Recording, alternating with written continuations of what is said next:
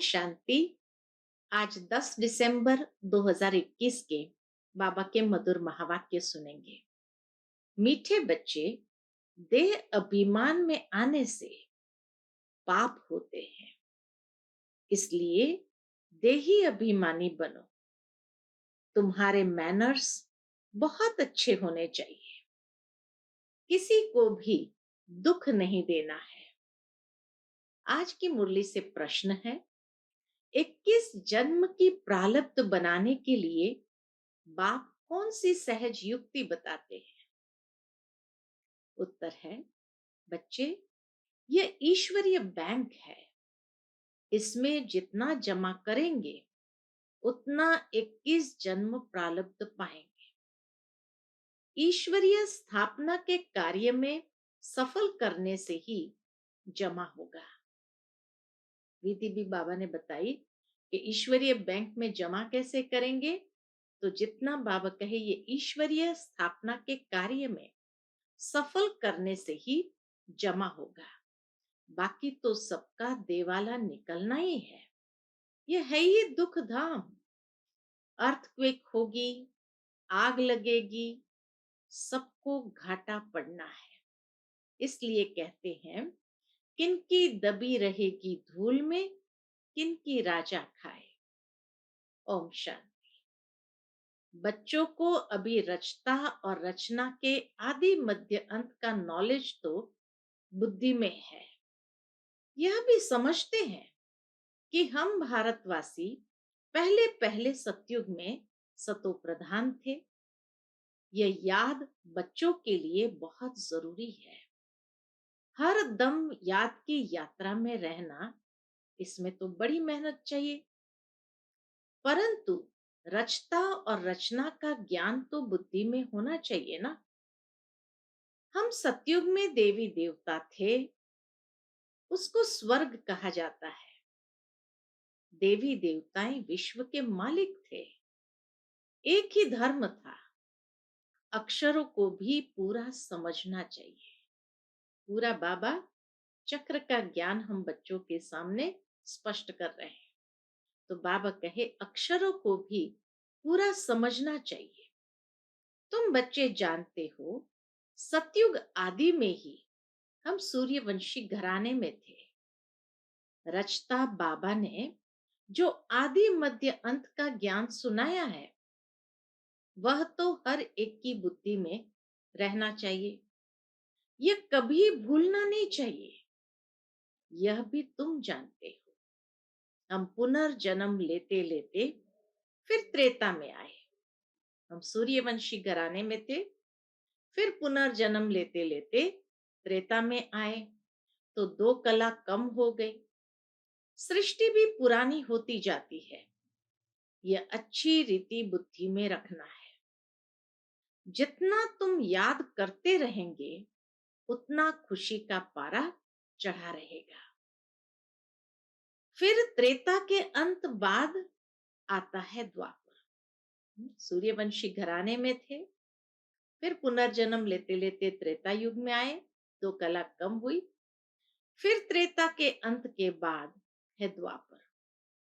द्वापर शुरू होने से दूसरे धर्म स्थापन होते हैं और हम उतरते उतरते भक्ति मार्ग में आते हैं। ऐसे नहीं कहेंगे कि उस समय और धर्म भी भक्ति मार्ग में है।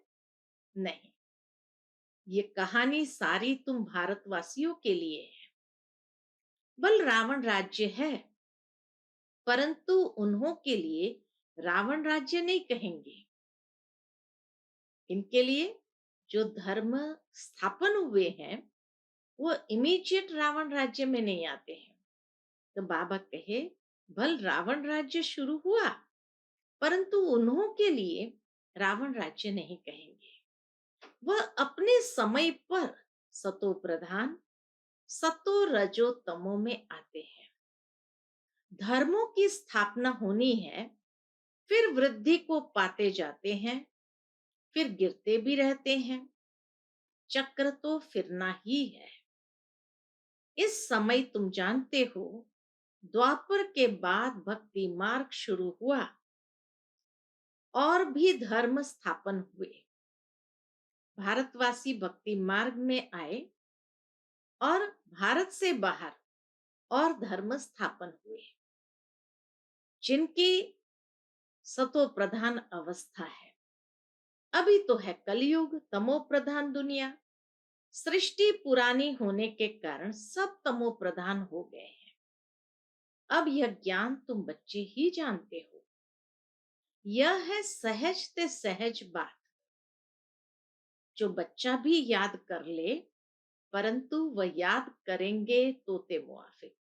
बच्चे को अगर सिखाया, बाबा कहे वो याद करेगा, लेकिन तोते मुआफिक। तुम बच्चों को तो भाषा आती है, उस अनुसार तुम समझाएंगे। तुम जानते हो, सारा झाड़ जड़ जड़ीभूत अवस्था को पाया हुआ है। पहले पहले जो आदि सनातन देवी देवता धर्म था, उनका फाउंडेशन अब है नहीं। बल है भी तो वह अपने को हिंदू कहलाते हैं। वही देवी देवता धर्म वाले आत्माएं तो है, लेकिन वह अपने को हिंदू कहलाते हैं। इसलिए कहा जाता है देवी देवता धर्म है नहीं, प्राय लोप है। सब पतित बन गए हैं, इसलिए अपने को देवता कोई कहलाता नहीं। न वह धर्म है, न कर्म है। हाँ, बाबा कहे न वह धर्म है, न वह कर्म है। सतयुग में तो सबका कर्म अकर्म हो जाता है। यहाँ मनुष्य जो कर्म करते हैं, वह विकर्म बन जाता है। तमो प्रधान होने के कारण अपने को देवता कोई कहला नहीं सकते हैं। ड्रामा प्लान अनुसार यह भी नूंद है। जब धर्म प्रायलोप हो, तब तो बाबा आकर सत धर्म की स्थापना करे और अनेक धर्मों का विनाश कराए। नई दुनिया में एक ही आदि सनातन देवी देवता धर्म था। अब शिव बाबा आकर फिर से ब्रह्मा द्वारा देवी देवता धर्म की स्थापना करते हैं। तुम हो मुख वंशावली ब्राह्मण। क्राइस्ट द्वारा जो क्रिश्चियन बने, उन्हें भी मुख वंशावली कहेंगे। बच्चे तो नहीं थे ना। वैसे तुम भी ब्रह्मा द्वारा ब्राह्मण बने हो। बाबा कहे तुम भी अभी ब्रह्मा द्वारा ब्राह्मण बने हो। असल में तुम हो शिव बाबा के बच्चे। इस समय तुम ब्रह्मा द्वारा ब्राह्मण बने हो। शिव बाबा खुद इन द्वारा, ब्रह्मा बाबा द्वारा देवी देवता धर्म की स्थापना करते हैं, क्योंकि उनको ही सारी पुरानी दुनिया का विनाश भी कराना है। शिव बाबा को ही स्थापना कराना है, फिर विनाश भी कराना है। वह विनाश का कार्य और कोई करते नहीं, वह तो आकर अपना अपना धर्म स्थापन करते हैं। फिर वह धर्म वृद्धि को पाते हैं। जिसने स्थापना किया, फिर धीरे धीरे वह धर्म वृद्धि को पाता है। अभी है ही तमो प्रधान दुनिया, कलयुग का अंत। शास्त्रों में तो कल्प की आयु लाखों वर्ष लिख दी है। तुम जानते हो, यह शास्त्र आदि सब भक्ति मार्ग की सामग्री है, जो वहां सतयुग में नहीं होगी। वहां यह अनेक धर्म नहीं होंगे। ये इस्लामी, क्रिश्चियन आदि सब धर्म द्वापर में स्थापन होते हैं। फिर हर एक ने अपना अपना शास्त्र बैठ बनाया है। अभी सारी सृष्टि है पतित, इसलिए पतित पावन बाप को सब बुलाते हैं कि आकर हमारा दुख हरो और सुख दो। वह भी कहते हैं हमारा गाइड बन, हमको घर ले चलो। और धर्म वाले भी कहते हैं हमारा गाइड बन, हमको घर ले चलो। गाइड तो सबका होता है ना। तुम अभी कॉन्ट्रास्ट को समझ गए हो। वह पंडित तीर्थ यात्रा पर धक्के खिलाते हैं, तुम हो रूहानी पंडित। पांडव संप्रदाय शिव बाबा के बच्चे भी पंडे। बाप रूहानी यात्रा सिखलाते हैं। हे आत्मा, तुम अपने बाप को याद करो। ये है रूहानी यात्रा। हे आत्मा, तुम अपने बाप को याद करो और घर को याद करो। बाबा को याद करने से घर पहुंच जाएंगे। याद नहीं करेंगे तो पाप कटेंगे नहीं। भल ले तो सबको जाएंगे। बाबा ले तो सबको जाएंगे, परंतु सजा खाकर हिसाब किताब चुकतू करेंगे, अथवा योग बल से चुकतू तो जरूर करना है। या तो सजा खाकर हिसाब किताब को चुकतू करेंगे, अथवा योग बल से चुकतू जरूर करना है। तुम जानते हो, अभी हम जमा कर रहे हैं। जितना पवित्र बन जास्ती कमाई करेंगे, उतना जमा होता है। याद की यात्रा में रहकर हम अपने जीवन में दिव्य गुणों के खजाने को, ज्ञान के खजाने को जमा करते हैं। तो बाबा कहे, पुरुषार्थ नहीं करेंगे तो कुछ भी जमा नहीं होगा, घाटा पड़ जाएगा। तुम जानते हो, आधा कल्प हम घाटा पाते ही आए हैं। द्वापर से धीरे धीरे हमारा घाटा ही होता रहा है। अभी बिल्कुल देवाला हो गया है, हर बात में देवाला। अभी बच्चों को 21 जन्म के लिए जमा करना है। उसके लिए मुख्य है याद की यात्रा। यह तो सदैव स्मृति में रखो। जब भी फुर्सत मिले तो इस स्मृति में रहो। बाबा ज्ञान का सागर है, तो तुमको भी रचना के आदि मध्य अंत का नॉलेज है। आप समान बनाते हैं। जैसे बैरिस्टर, इंजीनियर आदि पढ़ाकर आप समान बनाते हैं ना, ऐसे बाप भी बच्चों को आप समान देही अभिमानी बनाते हैं। बाप देह अभिमान नहीं रखते, यह तो पढ़ाई है ना। जो ज्ञान बाप में है वह तुमको देते हैं। बाप पवित्रता का सागर है, तो तुमको भी आप समान पवित्र बनाते हैं। जो नहीं बनेंगे वह सजाएं खाएंगे, फिर पद भी कम हो जाएगा। इस समय ऐसे नहीं कि धन से तुमको शाहूकार बनना है, नहीं। बाबा ने समझाया है, गरीब की एक पाई शाहूकार का 1 रुपया समान। दोनों को वर्षा इतना ही मिलता है।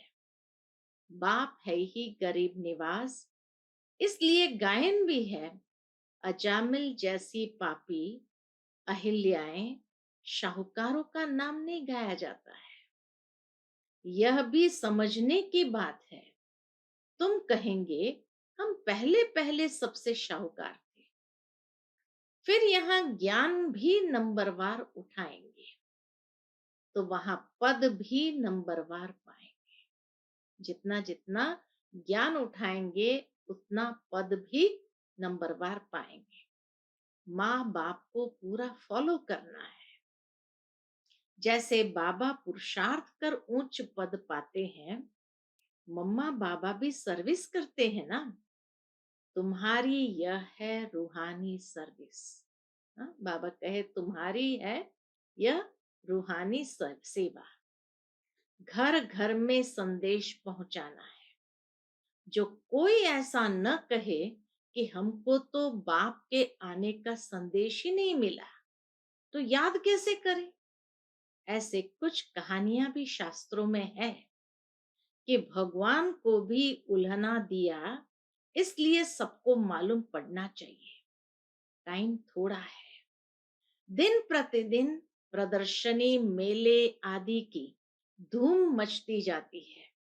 अब विलायत के अखबारों में पढ़ता है। शुरू में जब भट्ठी बनी थी तो विलायत तक अखबार में नाम गया। हम्म, बाबा कहे, जब शुरू में भट्ठी बनी हैदराबाद सिंध में, तो विलायत तक अखबारों में नाम गया। अब फिर यह भी पड़ेगा कि खुद गॉड फादर आकर सबको लिबरेट कर रहे हैं। अंत में फिर से बाबा कहे, विलायत तक अखबारों में जाएगा कि गॉड फादर फिर से आकर सबको लिबरेट कर रहे हैं। कहते हैं, और सब तरफ से बुद्धि योग तोड़ो, मुझ एक बाप को याद करो, तो तुम पावन बन मुक्ति धाम में चले जाएंगे। कोई तो अच्छी रीति समझकर याद करने लग पड़ेंगे। धर्म के बड़े जो होंगे वह फिर नंबरवार आते हैं। सभी धर्मों का झाड़ निराकारी दुनिया से यहाँ आकर वृद्धि को पाता है। सभी आत्माएं निराकारी दुनिया में होती है, तो जैसे ही उनका समय होता है वैसे बाबा कहे उस निराकारी दुनिया से नीचे आकर के वृद्धि को पाता है। फिर पतित दुनिया से चले जाएंगे निराकारी पावन दुनिया में। फिर हर एक अपने अपने समय पर धर्म स्थापन करने आएंगे। ये बुद्धि में रहना चाहिए। सतयुग में एक ही धर्म था, फिर वृद्धि होते होते अनेक धर्म अनेक मत हो जाती है। तुम जानते हो ये भारत अविनाशी खंड है, इसमें प्रलय कब होगा नहीं। अविनाशी खंड है, इसमें प्रलय कब होगा नहीं। इन बातों को सिमरण करते रहो। यह तुम्हारा ईश्वरीय मिशन है। सेंटर्स खुलते जाते हैं। अब विनाश भी सामने खड़ा है। इन आंखों से जो कुछ देखते हो वह सतयुग में कुछ भी नहीं रहेगा, जंगल हो जाएगा। आबू थोड़ी ही सतयुग में होगा, दरकार ही नहीं। ये मंदिर आदि सब बाद में भक्ति मार्ग में बनेंगे। कितनी ऊंची पहाड़ी पर मंदिर बनाते हैं, फिर ठंडी में बंद कर नीचे उतर आते हैं। केदारनाथ बद्रीनाथ में ठंड बहुत हो जाती है तो बंद करके नीचे उतर आते हैं। तुम तो पहाड़ी पर बैठे हो, अंत में सब पहाड़ी पर ही साक्षात्कार होंगे। साथ साथ बाबा भविष्यवाणी भी करते जाते कि भारत खंड कभी प्रलय नहीं होगा, अंत में सब पहाड़ी पर ही साक्षात्कार होंगे। बाबा बतलाते हैं, मुझे भी जब साक्षात्कार हुआ था तो मैं पहाड़ी पर था, अब भी पहाड़ी पर आकर अनायास ही बैठे हैं। खास करके जब हैदराबाद सिंध में थे तभी भी बाबा कहे कि बाबा को पहाड़ी पर ही साक्षात्कार हुआ था। अब भी पहाड़ी पर आकर अनायास ही बैठे हैं। यहाँ बैठे बैठे तुम सब कुछ सुनेंगे और देखेंगे। यहाँ बैठे साक्षात्कार हो सकता है कि कैसे आग लगती है, क्या क्या होता है। रेडियो से, अखबारों से सब कुछ तुम सुनेंगे। टीवी में भी तुम देख सकते हो। आगे चलकर ऐसी ऐसी चीज निकलेगी जो घर बैठे सब दिखाई पड़ेगा। और सचमुच अभी मोबाइल में हर एक के हाथ में घर बैठे या कहाँ भी बैठे सब कुछ देख सकते हैं। रेडियो में कहाँ कहाँ का आवाज सुनाई पड़ता है। ये सब है माया का पौम। तब मनुष्य समझते हैं यह तो स्वर्ग है। स्वर्ग तो तब हो सकता है जब विनाश हो। वहां मीठे पानी पर महल होंगे, कहाँ पहाड़ियों पर जाने की दरकार नहीं। सतयुग में कहाँ पहाड़ियों पर जाने की दरकार नहीं। वहां सदैव बाहरी मौसम रहती है। आज गर्मी है, ठंडी है, सब में दुख है। स्वर्ग में दुख का नाम नहीं होगा। तुम ऐसी जगह चलते हो, ये बुद्धि में है कि हमको यह शरीर छोड़ जाना है बाबा के पास। अब हम बाबा द्वारा राजयोग सीख रहे हैं। 5000 वर्ष पहले भी सीखा था। कहते हैं, बाबा आप तो वही हो। बाबा जानते हैं जिन्होंने कल्प पहले राज्य भाग्य पाया होगा वह अब भी लेंगे। ये चक्र बुद्धि में होना चाहिए। बरोबर 5000 वर्ष पहले भारत में देवी देवताओं का राज्य था।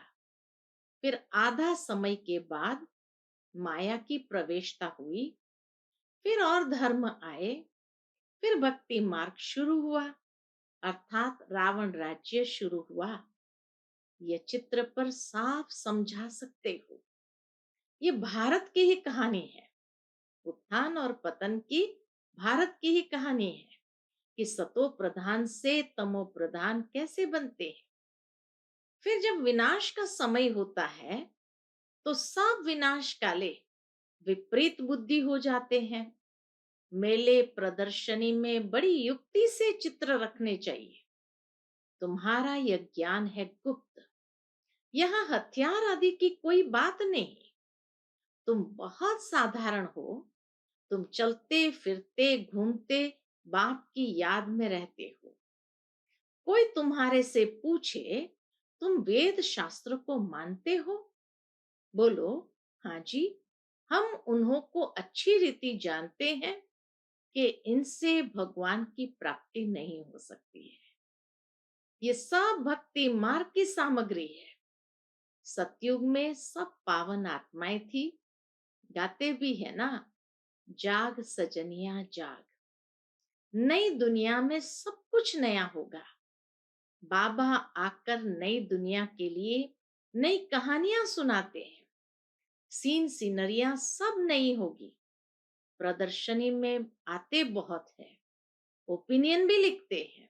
बहुत अच्छा है, ये सबको समझाना चाहिए, परंतु खुद कुछ भी समझते नहीं है। फोटो में कोई मुश्किल ही निकलते हैं, परंतु सर्विस तो होनी है। ढेर प्रजा बनेगी। तुम बच्चे इस ज्ञान का सिमरण करते रहो तो बहुत खुशी रहेगी। ये दुनिया ही दुख की है। घाटा पड़ा, देवाला निकला, अर्थक्वेक हुई, सबके पैसे खत्म हो जाएंगे। तब कहते हैं किनकी दबी रही धूल में किनकी राजा खाए। सफल किसकी होगी? जो ईश्वरीय स्थापना के कार्य में लगा रहे हैं। यह है ईश्वरीय बैंक। जो इसमें जितना डाले उतना जमा होता है। जितना जिसने कल्प पहले डाला होगा वह इतना ही शिव बाबा के गुलक में डालेंगे। इसका रिटर्न फिर नई दुनिया में 21 जन्म के लिए मिलेगा। भक्ति मार्ग में शिव बाबा के गोलक में डालते हैं तो अल्पकाल क्षण भंगुर सुख मिलता है। यहाँ तो डायरेक्ट शिव बाबा स्वर्ग की स्थापना कर रहे हैं तो 21 जन्मों के लिए मिलेगा। भक्ति मार्ग में अल्पकाल का सुख नरक में मिलता है। फिर मैनर्स भी अच्छे चाहिए। किसको भी दुख नहीं देना चाहिए, नहीं तो नाम बदनाम कर देंगे। कभी क्रोध नहीं करना चाहिए। देह अभिमान में आने से पाप तो होते हैं। बाबा के बने हो तो कहते हो, बाबा ये सब कुछ आपका है। सच्ची दिल पर साहब राजी। हाँ, बाबा कहे सच्ची दिल पर साहब राजी होगा। दिल में कोई खोट नहीं होना चाहिए, नहीं तो और ही गिरते रहेंगे। तुम हो पैगंबर के बच्चे। तुम सबको पैगाम देते हो कि बाप आकर स्वर्ग की स्थापना करते हैं। उसका संदेश सबको देना है। नई दुनिया स्थापन हो रही है। उसके लिए जिनको राजयोग सीखना हो वह आकर सीखे। अच्छा, मीठे मीठे सिकिलदे बच्चों प्रति माता पिता बाप दादा का याद प्यार और गुड मॉर्निंग। रूहानी बाप के रूहानी बच्चों को नमस्ते। हम सब रूहानी बच्चों की रूहानी माता पिता बाप दादा को याद प्यार गुड मॉर्निंग और नमस्ते। नमस्ते। शुक्रिया बाबा, शुक्रिया। आज की मुरली से धारणा के लिए मुख्य सार है। पहली पॉइंट, अंदर में कोई भी खोट कमी हो तो उसे निकाल देना है। सच्ची दिल रखनी है। देह अभिमान में आकर कभी क्रोध नहीं करना है। दूसरी पॉइंट, जब भी फुर्सत मिले तो याद की यात्रा में रह कमाई जमा करनी है। आज का बाप दादा का मधुर वरदान हम बच्चों के प्रति है, संपूर्ण समर्पण की विधि द्वारा अपनेपन का अधिकार समाप्त करने वाले समान साथी भव। संपूर्ण समर्पण की विधि द्वारा अपनेपन का अधिकार समाप्त करने वाले समान साथी भव। जो वायदा है कि साथ रहेंगे, साथ चलेंगे और साथ में राज्य करेंगे, इस वायदे को तभी निभा सकेंगे जब साथी के समान बनेंगे। समानता आएगी समर्पणता से।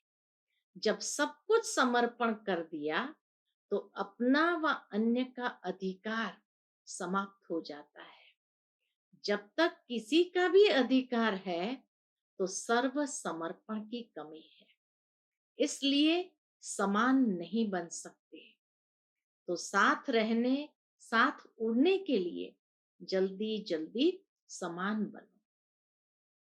आज का स्लोगन है, अपने समय, श्वास और संकल्प को सफल करना ही सफलता का आधार है।